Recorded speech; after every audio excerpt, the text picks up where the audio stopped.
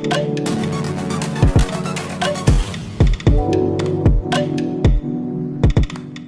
विद्यार्थियों, आप सभी को मेरा नमस्कार। मैं पूजा पांडे। आज आपके मैं कमेंट्स के जवाब दूंगी। देखिए, रूपा उत्तम जी लिखती हैं, बहुत अच्छा पढ़ाती हैं मैम, ऐसे ही पढ़ाती रहिए। और क्या डेली क्लास लगेगी? रूपा उत्तम जी, आपका बहुत बहुत धन्यवाद जो आपको मेरी क्लास अच्छी लगी। दूसरी बात, आपने कहा है क्या डेली क्लास लगेगी, तो मैं आपको बता दूं मैडम कि डेली क्लास में लगाना चाहती हूँ, लगाऊंगी भी, ऐसा नहीं है, लेकिन समय के अभाव के कारण कभी कुछ लेट हो जाता है, तो इसके लिए आप सबसे माफ़ी चाहती हूँ। सृजा केसरी जी ने जो मैंने क्वेश्चन पूछा था सैंधव सभ्यता का, उसमें सृजा केसरी जी ने बताया है कि दाढ़ी वाले योगी की मूर्ति पर आदिम कला की छाप है। दाढ़ी वाले योगी की मूर्ति पर आदिम कला की छाप है। देखिए, मैंने आपसे 2 क्वेश्चन पूछे थे। एक मैंने पूछा था कि सैंधव सभ्यता की मूर्तियों पर किसकी छाप, किन मूर्तियों पर छाप आदिम कला की दिखाई देती है। तो देखिए, सैंधव सभ्यता में मूर्तियां 2 तरह से बनी थी। एक थी धातु की मूर्ति और दूसरी थी पत्थर और मिट्टी की मूर्ति। पत्थर और मिट्टी की मूर्ति थी। तो जो धातु की मूर्ति थी वह सांचे से बनाई जाती थी, सांचे से। इसको मैं जब आपको हड़प्पा सैंधव पढ़ाऊंगी, जब आपको मोहनजोदड़ो बताऊंगी, हड़प्पा सभ्यता बताऊंगी, हड़प्पा बताऊंगी, तब उसमें मैं आपको बताऊंगी दोनों तरीका इसका। और पत्थर की जो, मिट्टी की जो मूर्तियां थी वह भी एक विधि से बनाई जाती थी, सांचे से नहीं बनाई जाती थी। इस विधि को पिंचिंग विधि कहते थे या इसी को चिकोटी पद्धति कहते थे। पिंचिंग विधि या इसी को चिकोटी पद्धति कहते थे या चिकोटी पद्धति, चिकोटी पद्धति से कहते थे। और ये जो पत्थर की थी ये तराश कर बनाई जाती थी, तराश कर बनाई जाती थी। तो ये मूर्ति जो थी वह सुंदर लगती थी, सांचे में बनती थी, और यह मूर्ति जो है अनगढ़ प्रतीत होती थी, अनगढ़। और इन्हीं मूर्तियों पर आदिम कला की छाप दिखाई देती है। आदिम कला की, आदिम काल की, आदिम कला की छाप दिखाई देती है। ये आंसर हुआ। दूसरा आंसर आपका यह हुआ, मैंने पूछा था क्वेश्चन कि सैंधव सभ्यता में चित्रकला के कितने आधार थे। मैंने चित्रकला के विषय नहीं पूछे थे, मैंने पूछा था सैंधव सभ्यता में चित्रकला के कितने आधार थे। तो सैंधव सभ्यता में चित्रकला के 2 आधार थे। सैंधव सभ्यता में चित्रकला के 2 आधार थे। कौन कौन से थे? चित्रकला के 2 आधार कौन कौन से आधार थे? एक तो था आपका मोहर और दूसरा था मृदभांड। मृदभांड का मतलब मिट्टी के बर्तन।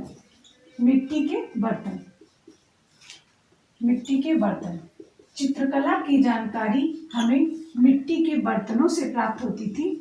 चित्रकला की जानकारी मिट्टी के बर्तनों से प्राप्त होती थी और मोहरों पर लिपि की जानकारी प्राप्त होती थी। लिपि की जानकारी मोहरों से प्राप्त होती थी। तो यह हमारे 2 आधार थे। यही हमारा क्वेश्चन का आंसर था। और आपके अवनीश चंद्र जी ने पूछा कि मैम कौन सी बुक पढ़ी जाए। अवनीश चंद्र जी, आपका बहुत बहुत धन्यवाद जो आपने मुझसे यह क्वेश्चन पूछा। तो आपको स्वयं पता है कि कला के लिए कौन कौन सी बुक्स हैं। थोड़ा सा प्रॉब्लम है बुकों में, क्योंकि वह बुकें जो है पता नहीं ईश्वर जाने छपने में गलतियां हुई हैं कि कैसे हुई हैं, ये तो मैं नहीं बता सकती हूँ, लेकिन बुक्स जो है थोड़ा सा गड़बड़ है, तो इसको आपको थोड़ा सा समझ के पढ़ना पड़ेगा। रेणु सिंह जी ने कहा गुड मॉर्निंग मैम। आपको भी मेरा गुड मॉर्निंग, आप सभी को मेरा गुड मॉर्निंग। भीम सिंह जी ने कहा नाइस क्लास मैम। इसके लिए आपको बहुत बहुत धन्यवाद भीम सिंह जी, जो आपने इतने अच्छे शब्दों में कहा नाइस क्लास मैम, बहुत बहुत आभार आपका। अखिलेश कुमार जी ने पूछा है, अखिलेश कुमार जी ने कहा है मैम आपसे अच्छा कोई नहीं पढ़ा सकता, इसके लिए आपका बहुत बहुत आभार। पहली बात। दूसरी बात, ऐसा नहीं है अखिलेश जी, हमसे बहुत अच्छे लोग पढ़े हैं, बहुत अच्छे जानकारी रखते हैं, बहुत अच्छा पढ़ा सकते हैं, ऐसा नहीं है। लेकिन इसके लिए आपको बहुत बहुत धन्यवाद, जो आपने हमारी चीज़ों को ऐसे इसके योग्य समझा और मुझे इसके योग्य समझा, इसके लिए आपको बहुत बहुत धन्यवाद। सुनीता कुमारी जी कहती हैं बहुत अच्छा पढ़ाती हैं मैम। सुनीता कुमारी जी, आपको मेरा धन्यवाद। और आपने अगर इस तरह से कहा है तो आपको ज़रूर अच्छा लगा होगा, तभी आपने कहा है, और इसके लिए मैं आपका फिर से एक बार आभार प्रकट करती हूँ। दूसरा कमेंट्स का मैं जवाब दे रही हूँ। शालिनी पटेल जी ने कहा है गुड वर्क मैम। आपका बहुत बहुत आभार और धन्यवाद शालिनी जी। आपको मेरी वीडियो अच्छी लगती है, ऐसे पढ़ते रहिए, बहुत बहुत धन्यवाद। श्याम जी आर्टिस्ट ने कहा धन्यवाद मैम। आपको भी मेरा धन्यवाद सर, आपने मुझे और मेरे चैनल को लाइक किया, उसके लिए आपका भी बहुत बहुत आभार।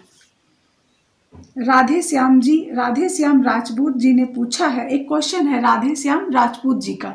उन्होंने पूछा है मुगल काल में चित्रकला का स्वर्णिम युग किसका होगा? मुगल काल में चित्रकला का स्वर्णिम युग किसका होगा? तो राधे श्याम राजपूत जी, मैं आपको बता दूं कि मुगल काल में चित्रकला का स्वर्णिम युग, इसमें कोई डाउट नहीं है, कोई कंफ्यूजन नहीं है, बस इसको समझने का प्रयास करिए, और वह भी कैसे, मैं आपको बताती हूँ कैसे आपको समझने का प्रयास करना चाहिए। अकबर की बात अगर आती है तो अकबर का क्या रोल रहा है?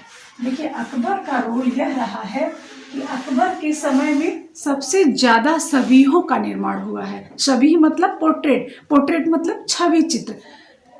छवियों का निर्माण अकबर के समय में सबसे ज़्यादा हुआ है। लेकिन सर्वश्रेष्ठ छवि की बात आएगी तब आप जहांगीर करेंगे। क्यों करेंगे? उसका रीज़न है, इसलिए करेंगे कि सर्वश्रेष्ठ छवि जो है वह किसने बनाई है। पहली बात, पूरे मुगल काल की सर्वश्रेष्ठ छवि कौन सी है? तो पूरे मुगल काल की सबसे सर्वश्रेष्ठ छवि है नूरजहां की, और बनाई किसने है? विशन दास ने।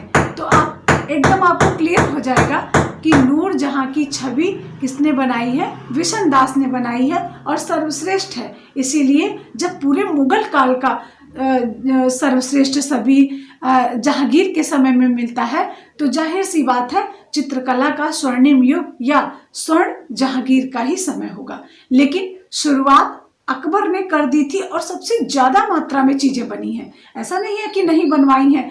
अकबर का समय बहुत अच्छा था, ऐसा नहीं है, लेकिन स्वयं जहांगीर एक चित्रकार था। यही कारण है कि चित्रकला उसमें चरमोत्कर्ष पर अपने पहुंच गई थी। और स्थापत्य कला की बात यदि आती है तो स्थापत्य कला आप लोग लगाएंगे शाहजहां, क्योंकि शाहजहां ने जो और देखा, अकबर का काम देखा और जहांगीर का कार्य देखा, उसको देखकर उसने अपनी चीज़ों में सुधार कर लिया, उनकी चीज़ों में सुधार कर दिया। तो इससे क्या हुआ कि उसका जो स्थापत्य कला का स्वर्ण युग हुआ, उसका स्थापत्य कला का स्वर्ण युग हो गया।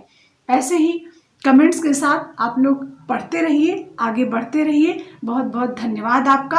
आप लोगों के जो सुझाव आते हैं, जो कमेंट्स आते हैं, उनको पढ़ के बहुत अच्छा लगता है। लेकिन कुछ चीज़ों का जवाब देना संभव नहीं है, इसलिए जवाब नहीं दिया जा सकता है, क्योंकि इतने लाइक्स होते हैं, इतने कमेंट्स होते हैं। आप लोगों को बुरा नहीं मानना चाहिए। सभी को मेरा नमस्कार, और सभी ऐसे ही पढ़ते रहिए, आगे बढ़ते रहिए। इन्हीं शुभकामनाओं के साथ हम आपसे नेक्स्ट वीडियो में मिलेंगे, फिर अगले संडे को। नमस्कार।